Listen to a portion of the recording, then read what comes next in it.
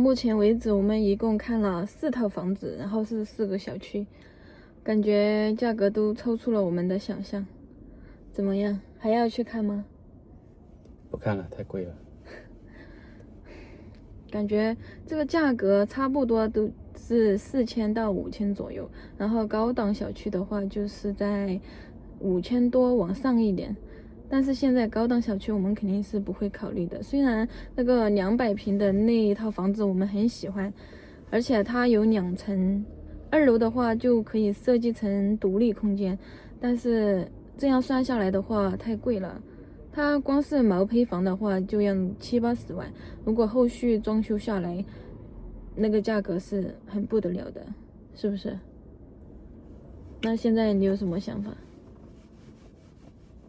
你不是说要去看那种已经建好了，但是还有一些房源没有卖出去的那种？但是这种我们没有那个，不知道去哪里看，应该是要找那种中介，他们的手里有那种资源。要不我们去看看2手房吧？也可以。你已经放弃买新房的这个想法了吗？对，听你的，准没错。其实2手房如果是那种好的啊，它也不排除有那种不好的2手房，但是它也有好的，就是不知道这些房源有没有。2手房那种120平、130平装修好了的话，现在卖的话应该是40-50万吧，或者是30-40万左右。这样的话压力就比较小一点。如果它不是全款一口价买的话，就是按揭的话应该要好一点。这样的话，你觉得怎么样？可以吗？可以。对，因为新房的话，那个房价实在是太贵了。之前我们都听说了嘛，这个房价大跳水，直接降价了好多，白菜价卖出去。结果我们来这里一看，什么白菜价呀，简直就是金价，比金价还贵。现在的金价都是1000多一克，然后房价就是4-5千一平，这不是比金价还贵吗？太贵了，根本就买不起。而且我们要综合考虑一下，如果是2手房，它也有电梯的那种和不梯的那种，电梯的就和这种新的小区楼盘差不多呀，它也有电梯也有车位，是不是？也是差不多的嘛。就是不知道哪里有这种房源，我们可以去了解一下，可以去看看嘛。反正新房我看了这4套房子了之后，我是一点都不想再看下去了，太贵了。咱们就去看那个2手房吧，看看。2手房你想看多大的？总得有个区间吧。你之前说100平，其实也可以。就做我们2个人的话，也完全足够了。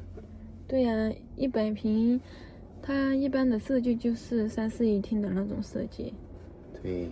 就只是说房间的格局比较小一点而已。100平也够了。够了吗？够了。那你要放弃看新楼盘、新房子了？放弃了，不看那个了，我们承受不了那个代价的。也是综合自身的能力去考虑，是不是？对呀。已经完全失去信心了。我们这县城里面有很多楼盘的，我们只看了4套房子就没信心了，感觉还是脚踏实地吧。要去看看那种2手房，而且2手房人家是装修好的，对不对？如果他那个装修比较简约，才装修几年没有多久，那个装修也没有过时的，我们就直接可以拎包入住，价格合适的话，就不用再第2次装修了。如果我们自己买毛坯房，再花几十万去装修，然后那些新装修的家具呀、材料啊，里面有甲醛，我们还不能立即入住。买毛坯房装修可能需要1年的时间，然后释放甲醛的话也是需要几个月的时间，所以买了还不能立即住，不能像2手房一样，买了立即就可以拎包入住。如果人家房东现在就要卖，一下就成交了，可能第2天就可以入住了。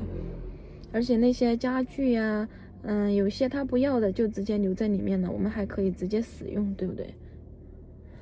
对，就怕是那种偏老的装修，像以前我爸妈那个年代的时候，那些装修和现在就完全是2个样子。我们买过来的话还要去进行改造，改造和买毛坯房装修应该是一样的价格。就看看有没有那个合适的房源，然后我们去看一看二手房的价格是在什么样的价位。因为在我们这个小县城嘛，二手房肯定是要比一手要便宜一点，对不对？而且后续的那些费用呢，肯定都比较低一点。刚开始嘛，不要一下就买那么大的房子，可以买小小的，是不是？以后就换个大大的。对呀，现在咱们的能力还不够，就像网友说的，心不要太大了，要脚踏实地的一步一步走。步子迈得太大的话，容易绊倒自己，是不是？那还要不要去看新房？不去看了吧？不看了吗？不看，没有信心。没信心了。不看了，不看了。隔壁都还有一个小区，我准备去看的，但是我感觉每一套房子都那么贵，然后我们就觉得太贵了，所以还是算了，不去看了。因为继续看的话也是这个结果，也是太贵了。你到房产那里去，他就问你有什么需求，然后其实的话你说了之后，他又给你推荐那种比较大的户型，然后就一直给你灌输那种大住着好的那种思想，很容易被洗脑的。所以我们还是要好好考虑一下，现在看看有没有合适的二手房，降低一下自己的标准，是不是？其实有很多二手房还是可以的，只是要慢慢的看，慢慢的选，选到合适的就成交。买房子嘛，有时候看的是缘分，这也是我妈说的，她说不能操之过急，你缘分到了自然就买了。